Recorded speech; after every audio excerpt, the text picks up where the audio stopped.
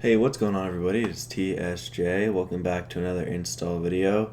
This time, this is for Game of Thrones 5.6. Okay, now a couple disclaimers before we get started. This might be a little longer than the usual install videos, just because there's a couple steps to this. It would be very easy to kind of make a mistake, so just kind of make sure you're going slow with this. One, make sure to have I recommend to have a fresh install of Medieval 2 Total War, and so that just avoids any other issues it might have with other mods. You will also need to download the 4 GB patch. So that's really easy to find if you just Google 4 GB patch for Medieval 2 Total War and download that. Like I have it right here. This is what it will look like. Then that's one part for this install that you will need. I'm going to show you what to do with it, of course. Just make sure you get that as well. Secondly, you'll also need to go into your Medieval 2 folder and make a copy of Medieval 2 and rename it Kingdoms. So notice I have two applications right here, 1 and 2. So the way you do that is you copy Medieval 2, you paste it back into your Medieval 2 folder, you'll have Medieval 2 copy, and you rename it Kingdoms. Okay, so if you do all this, you're already you're at a good start. Okay, to install this mod. All right. So to begin installing the mod, it's actually after that it's not too difficult. What you're gonna do is you're going to Google Game of Thrones Total War Enhanced version 5.6. Okay. This install doesn't include 1, 2, and 3 soundtrack. I'm sure if I haven't installed those, I'm sure they're not too difficult after this. This is almost 3 GB, so it might take a couple minutes to download. All right, so you click download now, okay, and then you're gonna go back to your download folder. Okay, so you'll see Game of Thrones 0.1 and 4 GB patch. So we're gonna first actually open up the 4 GB patch.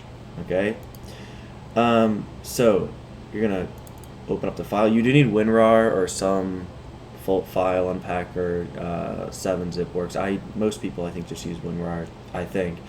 So here's the 4 GB patch. Okay, exe. All right. So you click on it. Okay, it's gonna ask if you want to run it. You of course click yes. Okay. Now mine opens up directly to my Medieval 2 folder just because I've already done this. But you want to go to your Medieval 2 folder.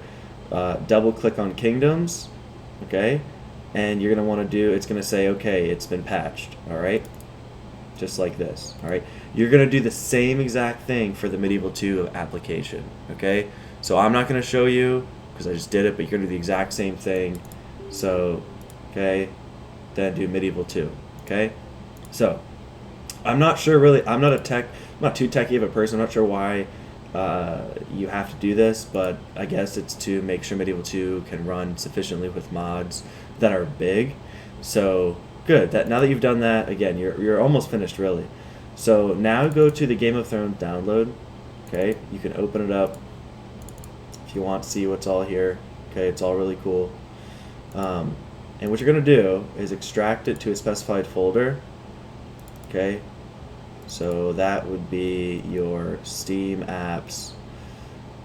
Where's that? Steam apps, common, Medieval 2, mods. Okay, so you want to make sure mods is the last. Okay, you can then click OK. Now here's where you might mess up, or it's not really you messing up. It might be your computer.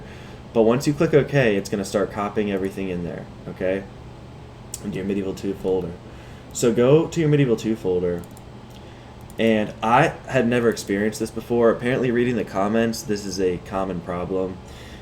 Your computers might think that the application is a Trojan horse virus. Apparently, it's not, and I've obviously installed it. I've played it. I haven't noticed anything different with my computer, and apparently, based off the comments, no one else has, and the creator knows this is an issue.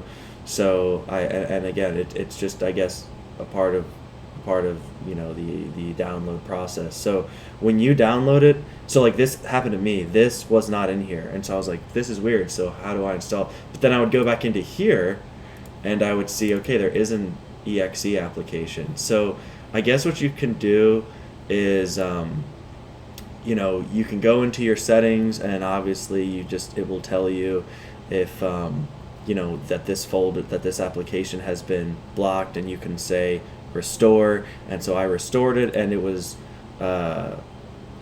right here. Okay, it went back into the folder, which is good. Also, you can turn off your UAE, I believe, user something or other. I'm not exactly up with the tech lingo. I know it's like a common acronym and something very important for the computers. Nonetheless, I digress.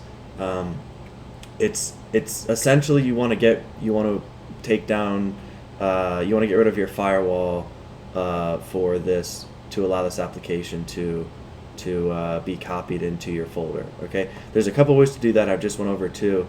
Again, I just went specifically into my Windows Defender and said no, let this application go through. And you have to do that if you want to play it. Okay, so assuming you've done all that, all right, you're good to go. You double click on it. Okay, obviously make sure that Steam is running. And this is really, really interesting. So I've never seen this before. I've never seen this type of launcher. You've got all of these features here. Okay, so you can fool around with them up here as well. Anti-aliasing. Okay, up here as well. So of course, to start the mod, you click Start Mod, and there you go. Now you are all set to go.